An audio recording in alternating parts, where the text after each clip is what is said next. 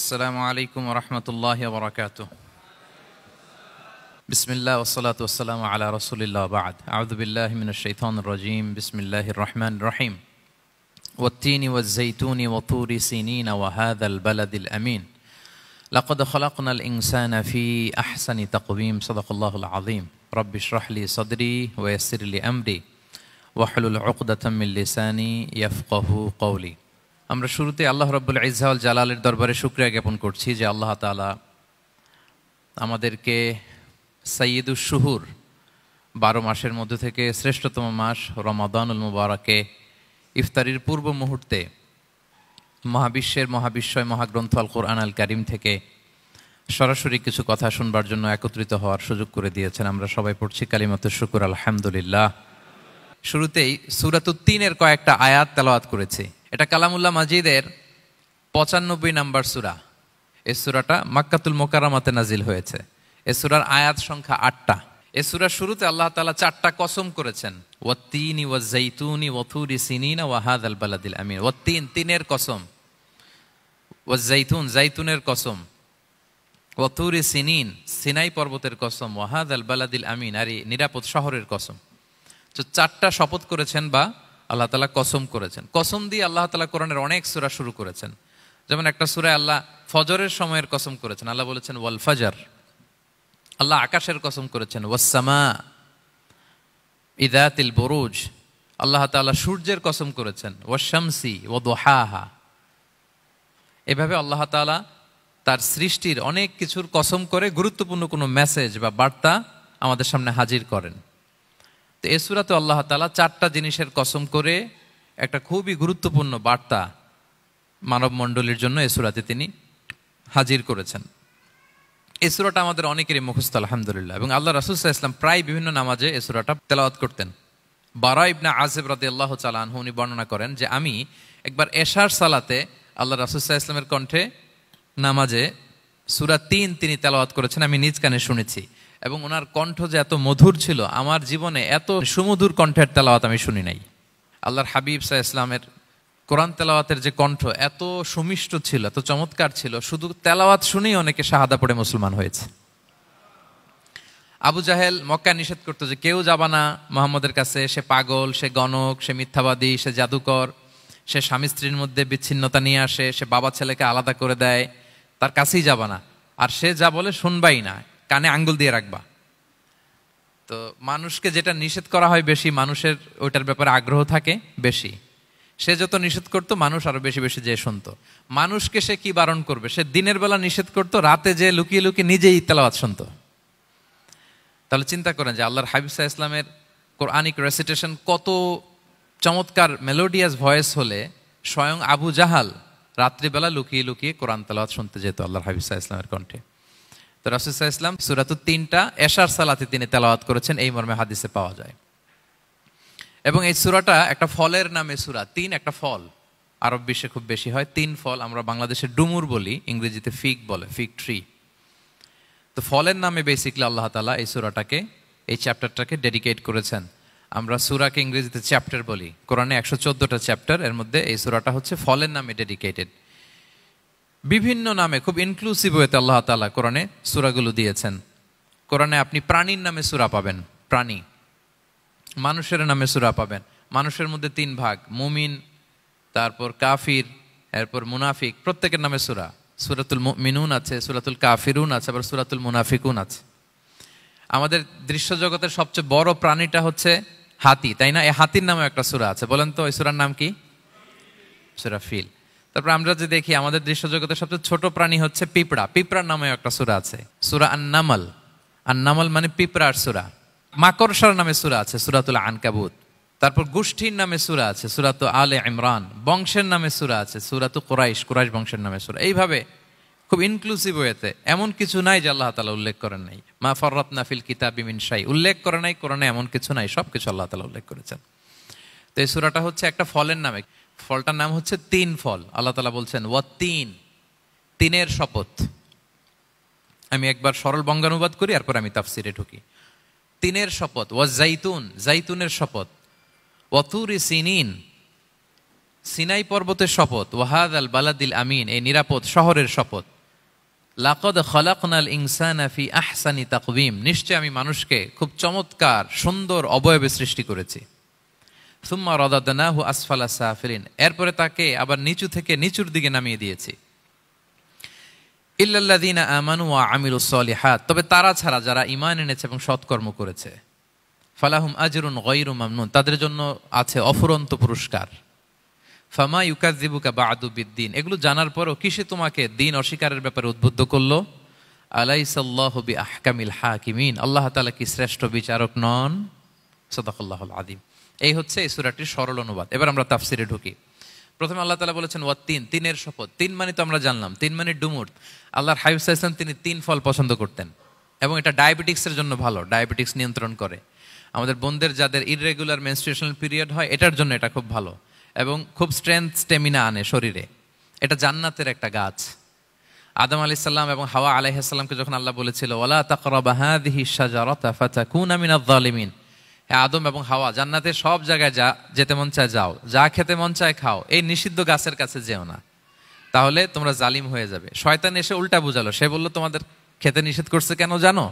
আল্লাহ চায় না যে তোমরা জান্নাতে থাকো, আল্লাহ চায় এখান থেকে তোমাদের বের করে দিবে, কিন্তু তোমরা যদি এই গাছের ফল খাও আল্লাহ আর বের করতে পারবে না। দেখছেন শয়তানের অবস্থা? শয়তান কিন্তু নেগেটিভিটি নিয়ে সামনে আসে না, আসে খুব আপনার ওয়েল উইশার হিসেবে, উপদেশ নিয়ে খুব ভালো একটা পজিটিভ ওয়েতে আসে।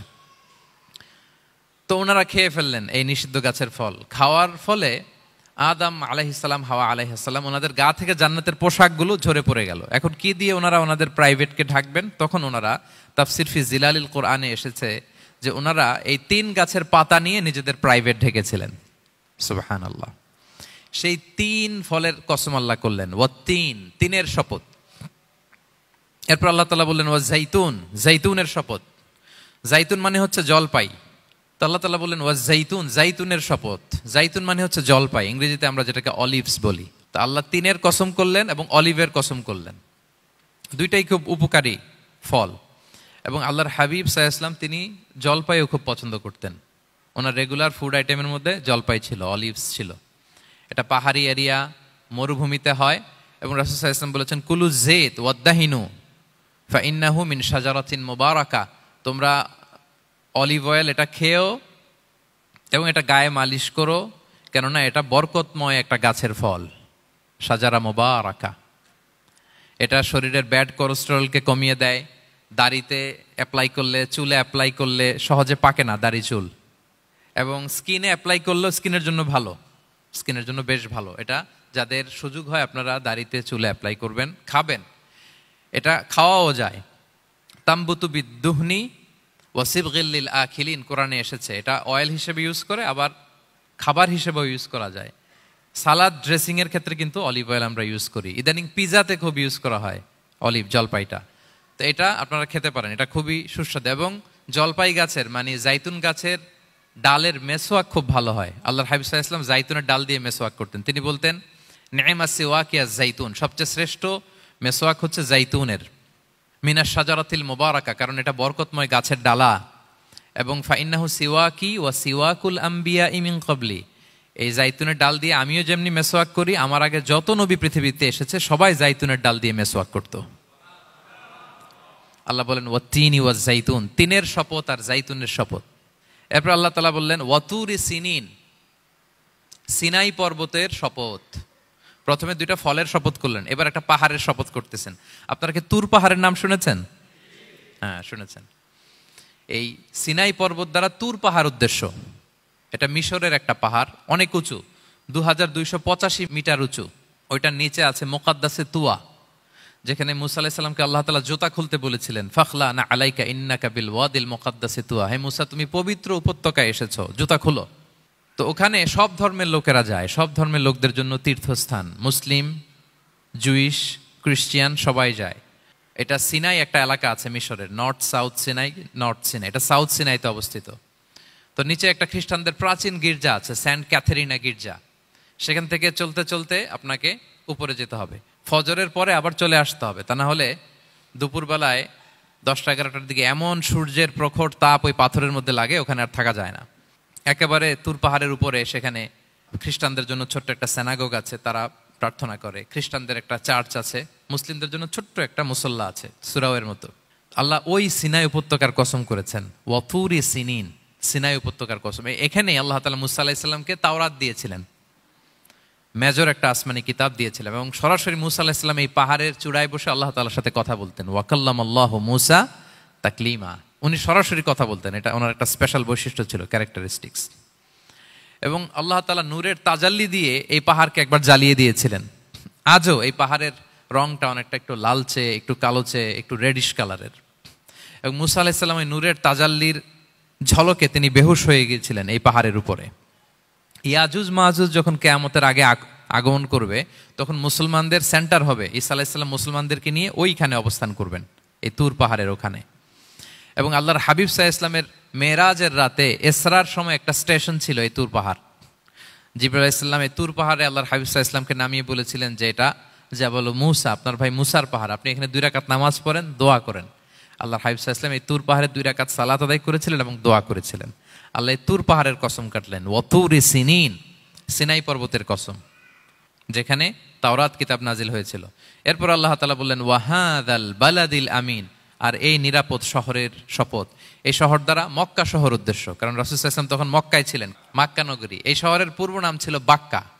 মক্কা নগরীকে বলা হয় উম্মুল কুরা, সব শহরের মা, সব শহরের সেন্টার, পৃথিবীর নাভিস্থল।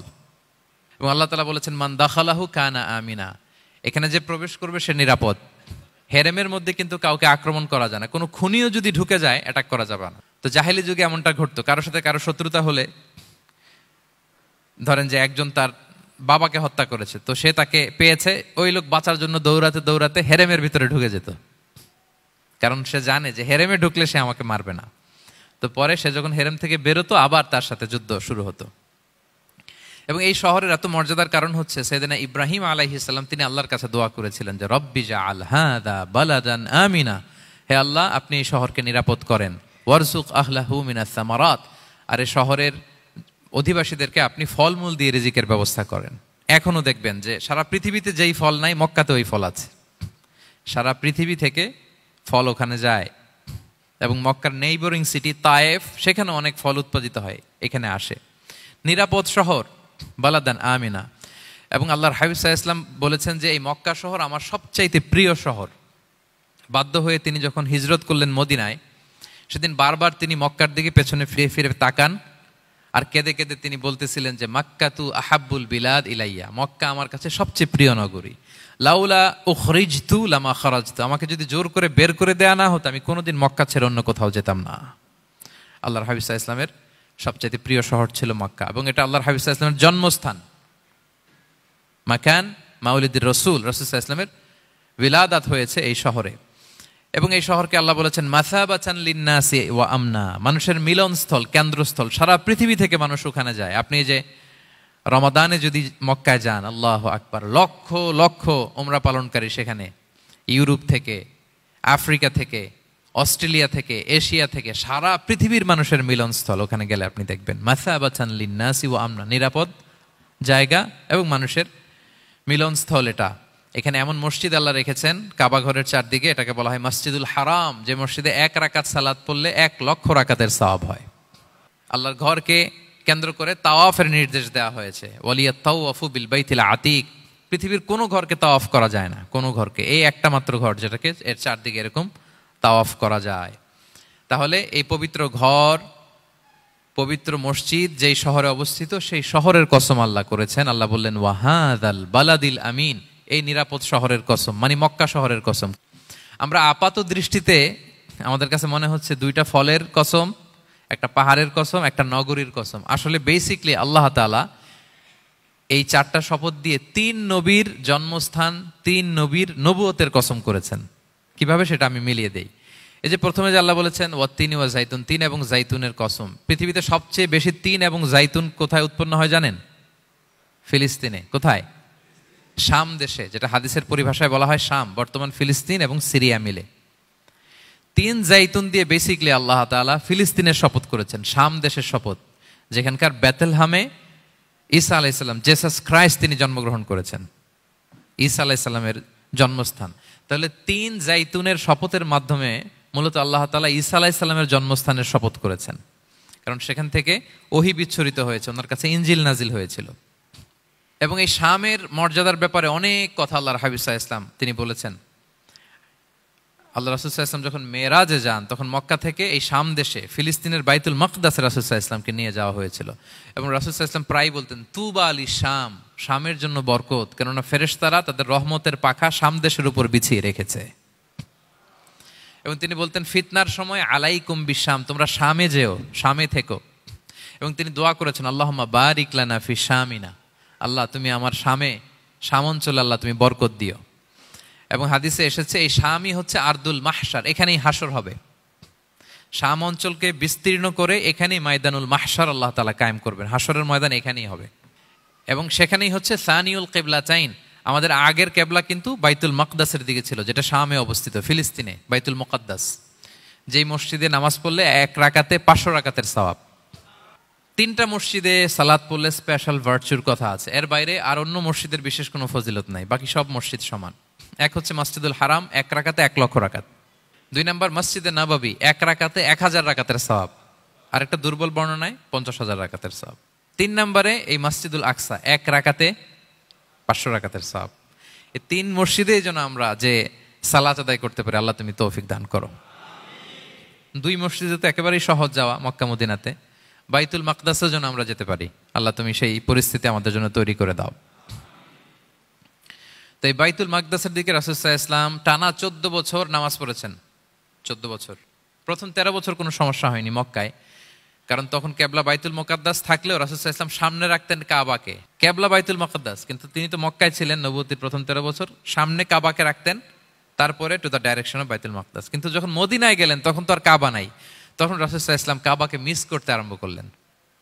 আর প্রায় আল্লাহর কাছে কামনা করতেন, আমার বংশের গোড়া ইব্রাহিম আলাইহিস সালামের রুট যেখানে, আমার জন্মস্থান, সেই কাবার দিকে যদি আবার কেবলাটা ফিরিয়ে দেয়া হতো। কদ নারা তাকাল্লুবা ওয়াজহিকা ফিস সামা ফালানুওয়াল্লিয়ান্নাকা কিবলাতান তারদাহা। আল্লাহ আয়াত নাযিল করলেন, নবী আপনি আকাশের দিকে তাকিয়ে কি ভাবেন আমি বুঝি, আপনি চান কেবলা যেন আমি মক্কার দিকে ঘুরিয়ে দেই। আল্লাহ তাআলা ঘুরিয়ে দিলেন। আল্লাহ বলেন, ফাওয়াল্লি ওয়াজহাকা শাতরাল মসজিদিল হারাম, এখন থেকে মসজিদুল হারামের দিকে আপনি টু দ্য ডাইরেকশন অফ কেবলা নামাজ পড়বেন। কেবলা চেঞ্জ হয়ে গেল। তো মদিনায় যে 16-17 মাস, আর মক্কায় 13 বছর, মোট 14 বছর আল্লাহর হাবিব সাল্লাল্লাহু আলাইহি ওয়াসাল্লাম এই মসজিদুল আকসার দিকেই হয়েই তিনি নামাজ পড়েছেন। এটা আমাদের আগের কেবলা ছিল। এবং শেষে কিয়ামতের আগে যে মালহামার যুদ্ধ হবে, তখন রাসূল সাল্লাল্লাহু আলাইহি ওয়াসাল্লাম বলেছেন, মালহামার যুদ্ধের সময় মুসলমানদের ফুস্তাদ বা তাবু হবে, শিবির হবে এই ফিলিস্তিনের দামেস্কের পাশে আল গৌতা নামে এক জায়গা আছে, ওই গৌতাতে। এবং ঈসা আলাইহিস সালাম এসে যে দাজ্জালকে হত্যা করবেন, সেটাও ওই শামে, ফিলিস্তিনের বাবুল লুদ এখনো একটা জায়গা আছে, ওই জায়গাটার নাম এখনো বাবুল লুদ, ওখানে তিনি দাজ্জালকে হত্যা করবেন। এবং সেখানে একটা সাদা মিনারা আছে, ফেরেশতার পাখায় ভর করে ঈসা আলাইহিস সালাম তখন সেখানে নেমে আসবেন। ওই ফিলিস্তিনের ওই শাম দেশের ওই মিনারার পাশে তিনি এসে পৃথিবীতে তিনি নুজুল করবেন, নুজুল ঈসা আলাইহিস সালাম। তো 3 এবং জাইতুনের কসম করে বেসিকলি আল্লাহ তাআলা ঈসা আলাইহিস সালামের জন্মস্থানের কসম করেছেন, কারণ 3 এবং জাইতুন, ডুমুর এবং জলপাই, অলিভ কোন দেশে বেশি হয়? শাম দেশে। আওয়াজ করে বলেন কোন দেশে? বর্তমান ফিলিস্তিন এবং সিরিয়া, এবং ওই ভূখণ্ডে আল্লাহ নবী ঈসা আলাইহিস সালামের জন্মস্থান। তাহলে এই 2 ফলের কসম করে বেসিকলি আল্লাহ তাআলা ঈসা আলাইহিস সালামের জন্মস্থানের কসম করেছেন। ওনার প্রতি নাজিল হওয়া যে তাওরাত ইনজিল গ্রন্থ, এই রেভেলেশনের কসম করেছেন। আচ্ছা, এরপরে ওয়াতুরি সিনিন, সিনাই পর্বতের কসম। সিনাই পর্বত বা তুর পাহাড় হচ্ছে মিশরে অবস্থিত, আর মিশর হচ্ছে মুসা আলাইহিস সালামের জন্মস্থান। কার জন্মস্থান? মুসা আলাইহিস সালামের জন্মস্থান। তাহলে ওয়াতুরি সিনিন, তুর পাহাড়ের কসম বুঝিয়ে আল্লাহ তাআলা মূলত মুসা আলাইহিস সালামের জন্মস্থানের কসম করেছেন, যেখানে তাওরাত নাজিল হয়েছে। এরপরে ওয়াহাদাল বালাদিল আমিন, এ নিরাপদ শহর বলে আল্লাহ তাআলা মক্কা শহরকে বুঝিয়েছেন। আর মক্কা কার জন্মস্থান বলেন তো? মুহাম্মদুর রাসূলুল্লাহ সাল্লাল্লাহু আলাইহি ওয়াসাল্লাম, সাইয়্যিদুল মুরসালিন, খাতামুন নবিয়্যিন, রাহমাতাল লিল আলামিন, হাবিবুল্লাহ মুহাম্মদুর রাসূলুল্লাহ সাল্লাল্লাহু আলাইহি ওয়াসাল্লামের জন্মস্থান। তাহলে এই 4টা আয়াতে 4টা শপথের মধ্য দিয়ে মূলত আল্লাহ তাআলা ঈসা আলাইহিস সালামের জন্মস্থান, মুসা আলাইহিস সালামের জন্মস্থান এবং মুহাম্মদ সাল্লাল্লাহু আলাইহি ওয়াসাল্লামের জন্মস্থান, যেই 3টা এলাকায়, ভূখণ্ডে 3টা মেজর ওহী নাজিল হয়েছে। এক তো ঈসা আলাইহিস সালামের কাছে নাজিল হয়েছে ইনজিল কিতাব, আর একটা হচ্ছে তাওরাত। তাওরাত এমন কিতাব যে কিতাব দিয়ে হাজার হাজার নবীরা ফয়সালা করেছেন। বনি ইসরায়েলের অনেক নবীর উপর কোনো কিতাব নাজিল হয়নি, তার মানে তারা রসুল ছিলেন না, তারা নবী। তারা সবকিছু তাওরাত দিয়েই ফয়সালা করতেন। আর রাসূল সাল্লাল্লাহু আলাইহি ওয়াসাল্লামের উপর কোরআন নাজিল হয়েছে। তার মানে প্রথম 4টি শপথ দিয়ে বেসিকলি ইনজিলের শপথ, তাওরাতের শপথ এবং কোরআনের শপথ। বুঝতে পেরেছেন সবাই? আল্লাহ ওহির শপথ করেছেন। দেখেন, ফল, পাহাড়, নগরী মাড়িয়ে সারা পৃথিবী ঘুরিয়ে আপনাদেরকে শেষ পর্যন্ত ইনজিল, তাওরাত এবং কোরআনে নিয়ে আসছেন আমার সাথে আসছেন। হ্যাঁ, এই রেভেলেশনের শপথ আল্লাহ করেছেন। তাহলে ওয়াত্তিনি ওয়াজাইতুনি ওয়াতুরি সিনিনা ওয়া হাযাল বালাদিল আমিন, এই 4 আয়াতে 4টা শপথের মধ্য দিয়ে মূলত আল্লাহ তাআলা আসমান থেকে নাজিল হওয়া যে ওহী, এই ওহীর শপথ অথবা ওহী যেই ভূখণ্ডে নাজিল হয়েছে সেই ভূখণ্ডগুলোর শপথ করে আল্লাহ একটা গুরুত্বপূর্ণ কথা বলবেন। সেটা কি? আল্লাহ তাআলা বললেন, লাকাদ খালাকনাল ইনসানা ফি আহসানি তাকওয়িম, আর আমি মানুষকে অত্যন্ত চমৎকার অবয়বে সৃষ্টি করেছি, চমৎকার গঠনে, চমৎকার স্ট্রাকচারের ডিজাইনে সৃষ্টি করেছি। মানুষের দৈহিক অবকাঠামো গঠন এটা যেমনি চমৎকার, মানুষের ইন্টেলেকচুয়াল কাঠামো এটা চমৎকার, মানুষের আচরণগত যে বিহেভিয়ারাল ট্রেটস, ক্যারেক্টারিস্টিক্স এটাও চমৎকার। প্রত্যেক দিক থেকে আল্লাহ তাআলা নান্দনিকভাবে মানুষকে তিনি তৈরি করেছেন। আমরা যদি দেহের কথা বলি, হিউম্যান অ্যানাটমি নিয়ে যাদের ধারণা আছে, আপনি শুনলে অবাক হবেন, এত জটিলভাবে আমাদের দেহটা ফাংশন করে। ঠিক যেই মুহূর্তে আমি কথা বলতেছি আমার ব্রেইন সচল, আমার নার্ভ সিস্টেম সচল, হেয়ারিং সিস্টেম, স্মেলিং সিস্টেম, আমার এই যে হার্ট সচল, সিস্টোলিক ডায়াস্টোলিক অলিন্দ নিলয় হচ্ছে, আমার লাং কাজ করতেছে, কিডনি ইজ ওয়ার্কিং পারফেক্টলি, সব কিছু কাজ করতেছে। এত সূক্ষ্মভাবে আমাদের দেহটা কাজ করে, এটাকে ইংরেজিতে বলে মরফোলজি, আকৃতি সংক্রান্ত যে বিদ্যা। এটা নিয়ে যদি আপনি দেখেন যে মানুষের হাত কিভাবে কাজ করে, মানুষের পা কিভাবে কাজ করে, মানুষের হিউম্যান ব্রেইন কিভাবে কাজ করে, আপনি অবাক হবেন। এবং আল্লাহর যে সেট আপ, লাকাদ খালাকনাল ইনসানা ফি আহসানি তাকওয়িম, নিশ্চয় আমি মানব জাতিকে চমৎকার অবয়বে তৈরি করেছি। আপনি যদি অবয়বটা দেখেন, আমাদের স্ট্রাকচার, এর চেয়ে সুন্দর করে আর তৈরি করা যেত না, এর চেয়ে সুন্দর আর হতে পারে না। যেখানে যা দেয়ার, মাথার চুল থেকে পায়ের নখ পর্যন্ত, আপনি একটা ডিজাইনে, স্ট্রাকচারে, সেট আপে আপনি ভুল ধরতে পারবেন না। যেখানে যেটা দরকার, আপনি একটু খেয়াল করে দেখেন যে এই যে আমাদের চোখ, চিকিৎসা বিজ্ঞান বলতেছে যে মানুষ 10 মিলিয়নেরও বেশি রং শনাক্ত করতে পারে। Human eyes can identify more than 10 million colours. 10 মিলিয়নেরও বেশি রং আমরা আমাদের চোখ দিয়ে শনাক্ত করতে পারি। সুবহানাল্লাহ, সুবহানাল্লাহ বিহামদি। আচ্ছা, চোখের সেট আপটা একটু যদি খেয়াল করেন, দেখেন আমার এই চোখ এখানে না থাকে, এটা যদি জাস্ট 2 ইঞ্চি উপরে এখানে হইতো, এইটা যদি কপালে যদি আমাদের চোখ হইতো, কি অবস্থা হইতো বলেন তো? সিজদা দিতে পারতেন আল্লাহকে? বলেন, দিতে পারতেন? আচ্ছা, আমরা কিছু খাওয়ার সময় আমরা কি করি? ওইটা ভালো আছে কিনা, পচে গেল কিনা, স্মেলটা আগে দেখি, তারপরে খাই। দেখেন কত চমৎকার সেট আপ। একটু খেয়াল করেন, এই নাকের সেট আপ যদি এইখানে না থাকে, আমাদের নাক যদি পেছনে থাকতো, খাওয়ার সময় খাবারটা বাসি কিনা, ভালো আছে কিনা কি করতেন? লাকাদ খালাকনাল ইনসানা ফি আহসানি তাকওয়িম। আচ্ছা দেখেন, এই যে আমরা কান দিয়ে শুনি, এই যে কান পেঁচানো, মনে করেন না যে এমনি এমনি পেঁচানো, এই পেঁচানো, এটাই পথ না থাকলে আমরা শুনতেই পেতাম না। এটা এমনভাবে সেট আপ করা, এটা এই ইথারে ভাষা তরঙ্গকে এয়ার ড্রামের ভেতরে সুন্দরভাবে ইনপুট করে, নাহলে আমরা শুনতে পেতাম না। আপনার এই কান কেটে ফেলে দিলে আপনি শুনতে পারবেন না। এটা এইভাবেই যেতে হবে, সুরঙ্গটা এইভাবে তৈরি হইতে হবে। আচ্ছা দেখেন, আপনার কান, এই কান যদি এইখানে না থেকে আপনার ডান বগলের নিচে হইতো, বাম কান যদি বাম বগলের নিচে হইতো, তাহলে কি হইতো বলেন? আজকে আমার ওয়াজ কিভাবে শুনতেন বলেন দেখি? কিভাবে শুনতেন? বুদ্ধি আছে বলে যে হুজুর এইভাবে শুনতাম।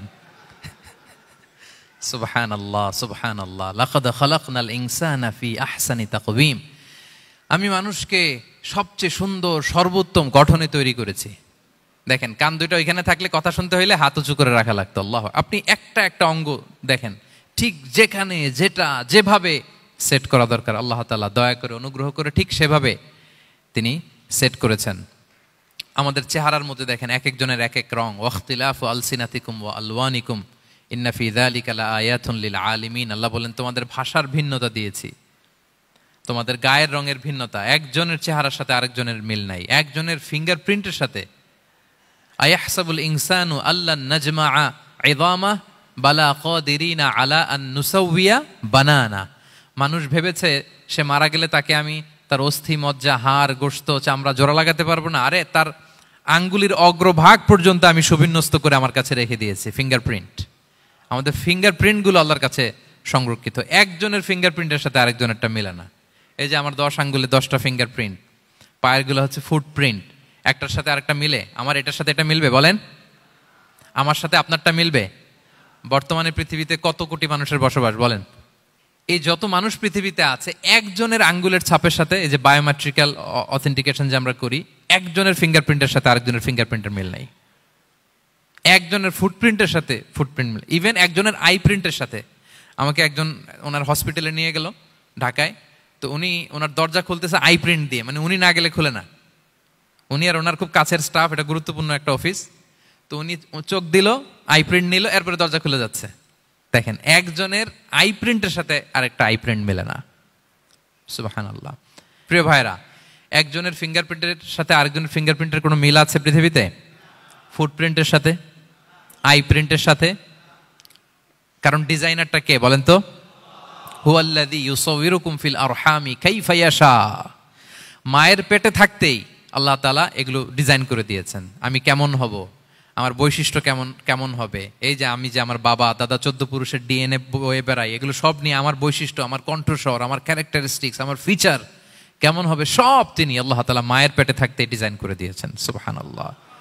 আল্লাহ বলছেন লাকাদ খালাকনাল ইনসানা ফি আহসানি তাকওয়িম। প্রিয় ভাইরা, কসম করার পরে আল্লাহ যে কথাটা বলেন, এটা অনেক গুরুত্বপূর্ণ, খুবই গুরুত্বপূর্ণ বার্তা। আল্লাহ চারটা কসম করে, তিনটা নবীর জন্মস্থানের শপথ করে তিনি বললেন লাকাদ খালাকনাল ইনসানা ফি আহসানি তাকওয়িম।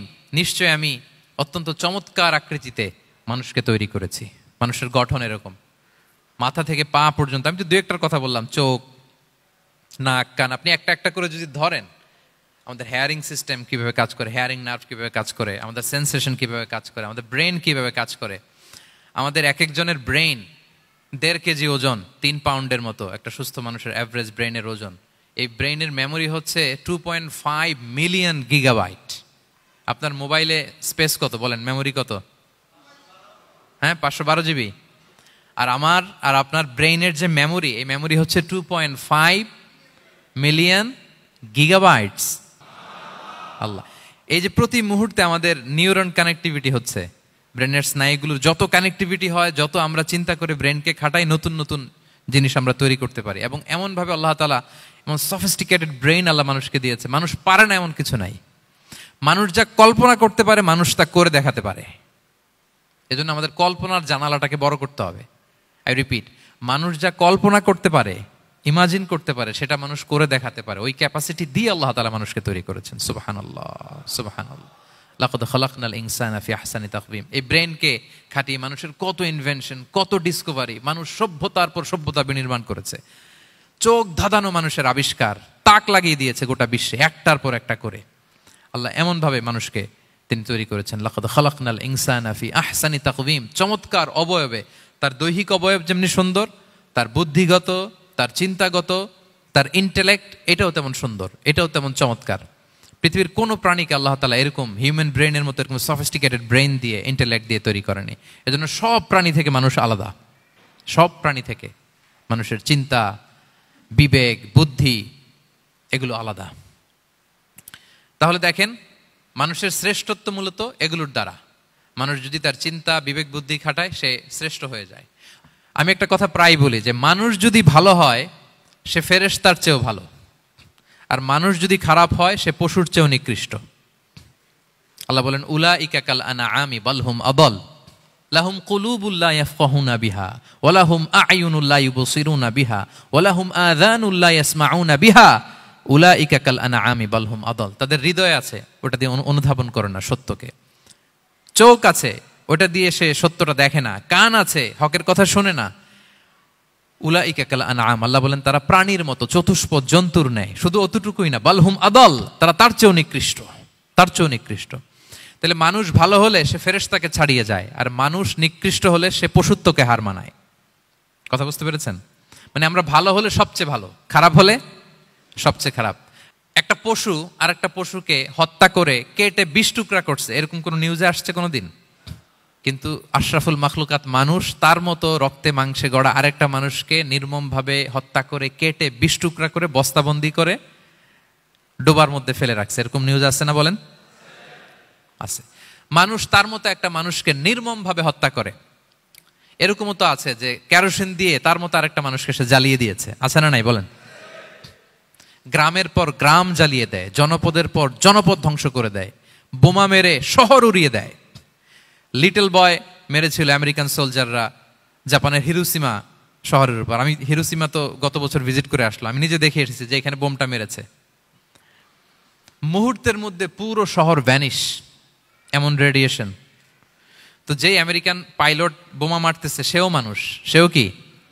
আর যাদেরকে ধ্বংসের জন্য এই লিটল বয় মারলো হিরোশিমাতে আর ফ্যাটম্যান মারলো নাগাসাকিতে, এরাও কি? তাহলে দেখেন, মানুষ তার মতো আরেকটা মানুষকে এরকম মেরে টুকরো টুকরো কুচি কুচি করতে সে দ্বিধাবোধ করে না। আল্লাহ, মানুষ গণহত্যা চালায়, জেনোসাইড। এই যে আমাদের বাংলাদেশে তো কিছুদিন আগে হলো গণহত্যা, হেলিকপ্টার থেকে গুলি করে বাচ্চা মেরে ফেলতেছে। কার বাচ্চা, কার কলিজার টুকরা সন্তান, ডোন্ট কেয়ার। জনগণের টাকায়, ট্যাক্সের টাকায় কেনা বুলেট, হেলিকপ্টার দিয়ে জনগণকে, ছাত্রদেরকে হত্যা করা হয়েছে। দেখেন, সেও মানুষ। যারা হত্যা করতেছে, গণহত্যা, জেনোসাইড চালিয়েছে, তারাও মানুষ। তাহলে মানুষ যদি খারাপ হয়, মানুষের চেয়ে খারাপ আর কেউ হয়? আর মানুষ ভালো হলে মানুষের চেয়ে ভালো কেউ হতে পারে?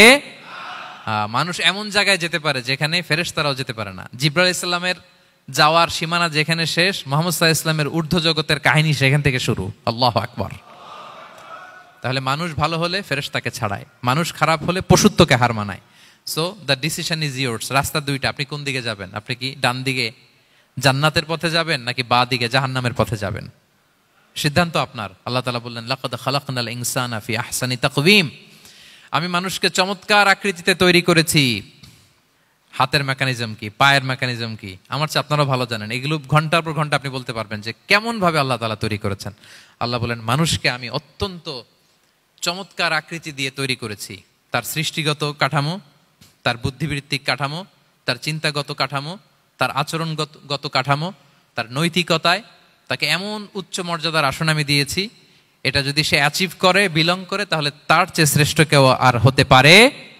কিন্তু আল্লাহর দেয়া এই ক্যাপাসিটিগুলো, এই নেয়ামাগুলো যদি সে অ্যাকসেপ্ট না করে, সে যদি পশুত্বের পথে হাঁটে, সে যদি শয়তানের দেখানো পথে হাঁটে, তাহলে সে এত নিচে যাবে, অন্য কেউ আর এত নিচে যেতে পারে না। মানুষ যত নিচে যেতে পারে, ফেরেশতারাও অত নিচে যেতে পারবে না, জিন জাতিও পারবে না, কোনো প্রাণীর পক্ষে যাওয়া সম্ভব না। তাহলে মানুষকে আল্লাহ তাআলা এমন সফিস্টিকেটেড ওয়েতে তৈরি করেছেন, চাইলে সে সবার উপরে যেতে পারে। আবার চাইলে আল্লাহর দেয়া নেয়ামতগুলোকে যদি সে ভিন্ন খাতে প্রবাহিত করে, সে সবচেয়ে নিকৃষ্ট হতে পারে। সেটাই আল্লাহ বললেন, সুম্মা রাদাদনাহু আসফালা সাফিলিন। এরপরে তাকে আমি হীন থেকে হীনতর করেছি, নিচ থেকে আরো নিচে নিয়েছি। সে যখন ঈমান আনে না, সে যখন সৎকর্ম করে না, সে যখন আল্লাহর শেখানো, আল্লাহর দেখানো রাস্তায় সে চলে না, সে যখন তার নফসের কথা শুনে, সে যখন তার প্রবৃত্তির গোলাম সাজে, সে সবচেয়ে নিকৃষ্ট হয়। আসফালা সাফিলিন মানে একেবারে নিচে, এর নিচে আর নাই। আল্লাহ বলেছেন, ইন্নাল মুনাফিকিনা ফিদ দারকিল আসফালি মিনান নার। সেখানে আল্লাহ আসফাল বলেছেন। মুনাফিকরা জাহান্নামের একেবারে তলদেশে থাকবে।